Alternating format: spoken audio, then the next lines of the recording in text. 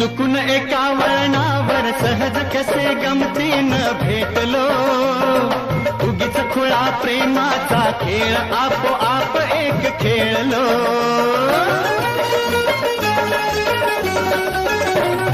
रंग त्याच खेळाचे अंतरंगी नकळताच उतरले, रंगलास तूही त्यात मीही त्याच प्रेम रंगी रंगले.